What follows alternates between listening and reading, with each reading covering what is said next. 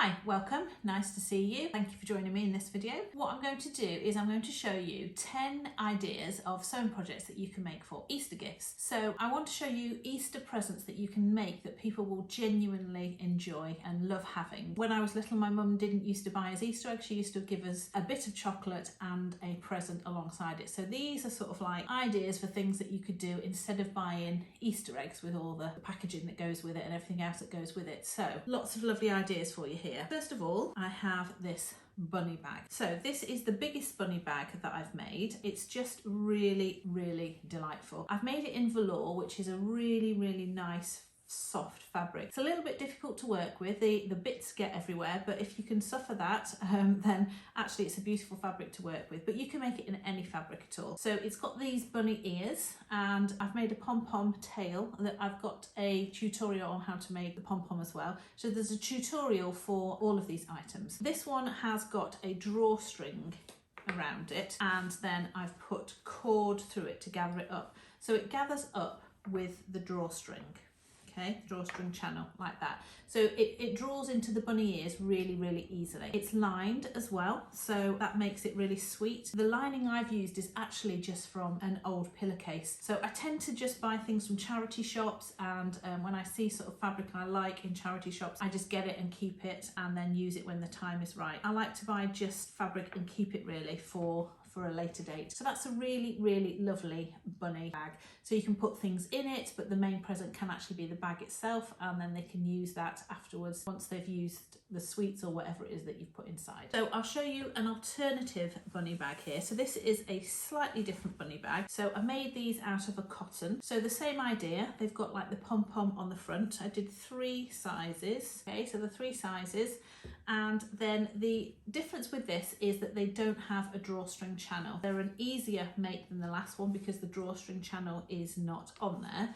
It's just simply that shape, and then you put a ribbon or cord or whatever you want around that, and it gets drawn up and the bunny shape ears get created. So then you can put your little gifts or whatever you want inside, and they are a very sweet little gift. So I did those in those 3 sizes. That's a tiny little one, but you can follow the tutorial that I've got on my channel and make them to whatever size that you like. There's a tutorial on my channel for this one, so I'll link that down below. So I'll link all of the tutorials down below as well so that you can watch them afterwards. Keeping with the bunny theme, I've then got a little bunny bag. I have made this out of felt, so this is all felt, which is a really nice fabric to work with. It doesn't fray, you don't have to hem the edges or turn them under. It's just a really great fabric to work with, particularly if you're a beginner. The handle is made out of the same fabric as the body. It's not lined or anything like that, so it's not going to be something that you want to put a huge amount of weight in. I've made these really cute floppy ears so that when it sits down,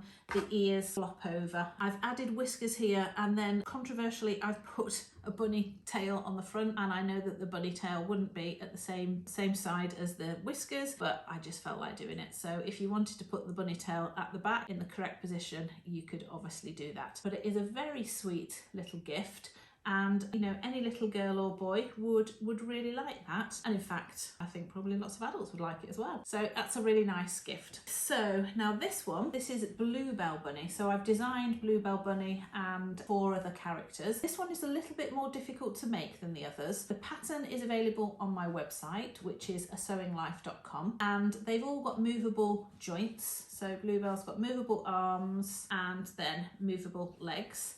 And she's got this outfit here, and then all the characters have all got their own little outfits, and they all fit all of the characters. So this is very much something that you would make and give to a child or a friend, and perhaps sit on their shelf looking beautiful. It's a heritage piece, I would say, but it's very lovely. I love it. In fact, just up here, that's Theodore Bear as well, so he's another one from the range. But I've put her in this video because she is an Easter bunny. That's Bluebell Bluebell Rabbit, and there is a video on my channel showing you how to make Bluebell. And then another present that would be great for Easter is just simply a tote bag. So a really simple tote bag. This has got no lining, it's just simply the outer fabric. I haven't even made handles on this one. I've used webbing, which makes it even easier. I mean, you can run this up so quickly, and you know, you can then put presents inside it, or this could be the present itself.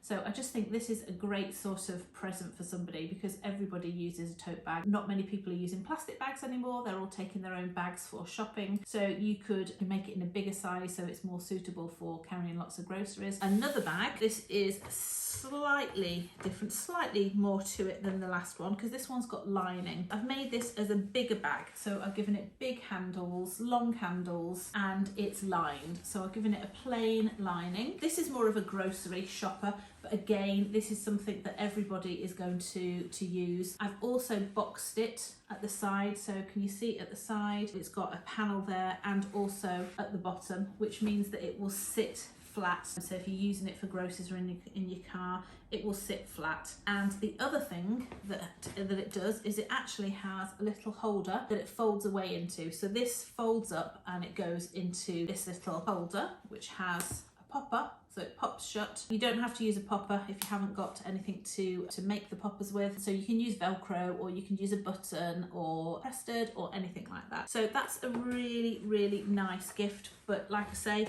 little bit more to that than the previous one, because there are more steps and you'll be using more fabric for that one. If you haven't already subscribed, if you could subscribe, that would be fantastic. If you would let me know in the comments below which of these projects you're going to do and how it turned out, I would really appreciate it, because I would love to know. The next 4 items are all very high on the cute factor. The first one is these little storage boxes, well, storage containers. So I've made 3 of them, 3 different sizes. You can make them any size you want. They look really effective, but actually they're so easy. They're just literally like a circle of fabric, a lining and an outer, some wadding, and then you just literally sew all of these points around the edge, and it just creates this really nice shape. I just think they look so cute. They look lovely on a table. You can fill them with goodies. I made them in this Halloween fabric, but you can make them in any fabric. So a nice little springtime fabric would be very cute. So they're stackable as well. I've made them so that they sort of sit, one sits inside the other, so they're easy to store. I mean, they would be very sweet for holding toys in, holding little bits of jewellery in, little knickknacks, anything really. They're a really cute little present that somebody would definitely like. You could coordinate those to the room of the person that you're going to give them to as well, if you know what their room colour scheme is. The next one is a little teddy bear. Now, I don't have a video for this on my channel, but these are a very cute little bear. They're made out of felt, tiny little pieces of felt, and I have the free pattern for this on my website. If you would like to make these, I mean, I've got lots and lots of them, all in different colours. If you would like the free pattern, go to my website, which is asewinglife.com, and when you subscribe to my email list, you will receive the free pattern. So I'll link that down below if that's something that you'd like, but these are very sweet. I've had people make these into like little brooches. I've had literally like a little 5-year-old boy made these once. I've had classes where I've had young girls and then had grandmas. Anybody can make these. I've also had my sister made some of these, and she strung them up with ribbon to make them into a garland. So they're just so cute, so versatile. So I love these. These next 2 don't have a tutorial on my YouTube channel, but if you go to my website, the pattern for them is on my website. So you would need a pattern for these last 2. So this is Mathilda Mouse. So it's different to all the other things, because these last 3 things are all hand sewn, which is a different skill to what is used for the others, because they're all sewn on a machine.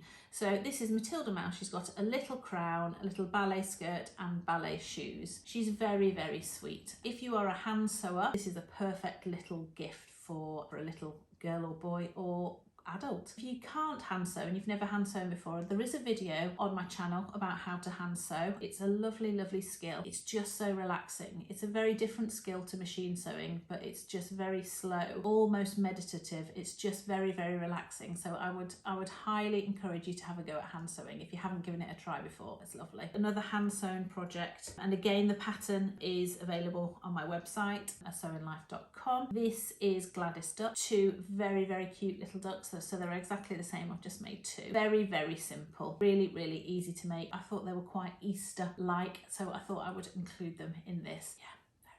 Those are all of my ideas for presents to make for Easter gifts. I hope amongst that there is something there that you think that you could make. So what I would recommend is decide which of the things you're going to do and then go to the relevant tutorial and have a go, and then come back and then make another one. Thank you very much for joining me today. I really hope you've enjoyed it, and I hope you've got a lot of value out of all of these ideas. I will see you in the next video. Bye!